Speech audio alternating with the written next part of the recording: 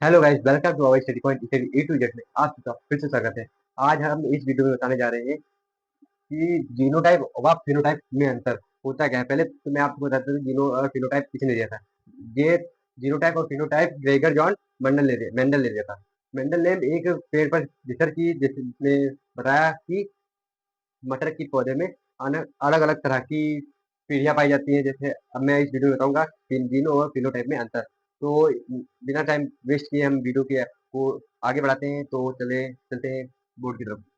तो मैं यहाँ पर लिख देता हूँ, ऐसे ही आपको बोर्ड एग्जाम में लिखना है, ठीक है।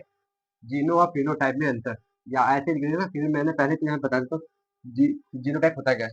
किसी जीव के आनुवंशिक संगठन को जीनोटाइप कहते हैं। किसी जीव के आनुवंशिक आनुवंशिक तो आप जानते हो कि ये मेंडल ने दिया था। आनुवंशिक का जैसे जैसे यह एक्स एक्स होता है, एक्स मतलब वाई वाई होता है, और स्मॉल एक्स होता है, स्मॉल वाई होता है, ऐसे ही होता है, ठीक है। ऐसे ही मेंडल ने कुछ हमको ऐसे ही कुछ दिया था। तो आप क्या होता है, किसी जीव के आनुवंशिक संगठन को जीनोटाइप कहते हैं। और फिनोटाइप वे लक्षण जो जीवों के बाहर से प्रदर्शित होते हैं उन्हें फिनोटाइप कहता है, ठीक है। क्या कहते हैं, फिनोटाइप। दूसरा इनका लक्षण है, किसी जीव के संपूर्ण जीवन काल में जीनोटाइप समान रहते हैं। किसी जीव, जैसे आप कुत्ता ही ले लीजिए, उसके संपूर्ण जीवन काल में, मतलब वो जिंदा, मतलब पैदा होने से मरने तक उसका जीवन काल में जीनोटाइप समान रहते हैं। क्या जीनोटाइप समान रहते हैं, और ये समय व पर्यावरण के साथ बदल सकता है।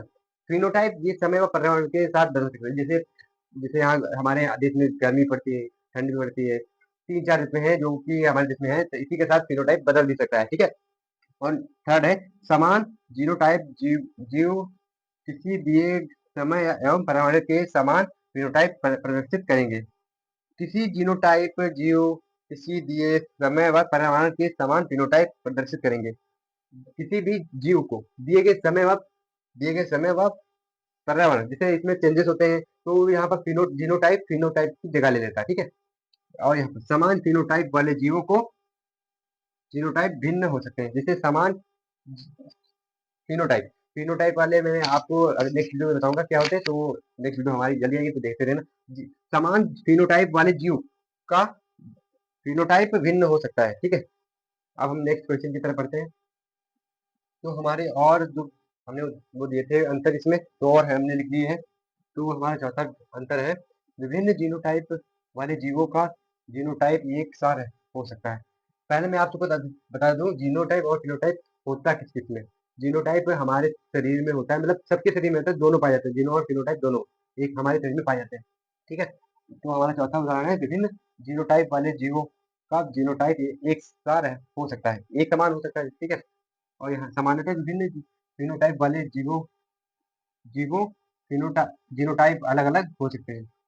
फिनोटाइप वाले जीवों में, जैसे फिनोटाइप बहुत बहुत तरह के लोग होते हैं, तो वो यहाँ हो सकता है, ठीक है।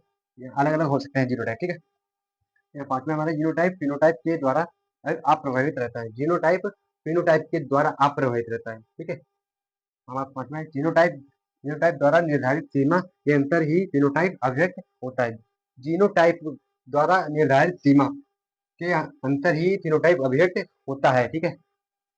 हमारा सिक्स एंड लास्ट, फिनोटाइप का प्रत्यक्ष अध्ययन नहीं कर सकते, इनकी पहचान पूर्वजों से कर सकते हैं, ठीक है। फिनोटाइप का को प्रत्यक्ष अध्ययन नहीं कर सकते हैं, इनकी पहचान पूर्वजों से कर सकते हैं, जैसे हमारे बूढ़े दादा दादी नाना नानी इनसे कर सकते हैं, ठीक है। फिनोटाइप को प्रत्यक्ष प्रेरणा से ज्ञात किया जाता है। हम इनको फिनोटाइप को हम किसी भी साधन से इनको ज्ञात कर सकते हैं, ठीक है। तो इसी के साथ हमारी वीडियो इन होती है। Tata bye bye.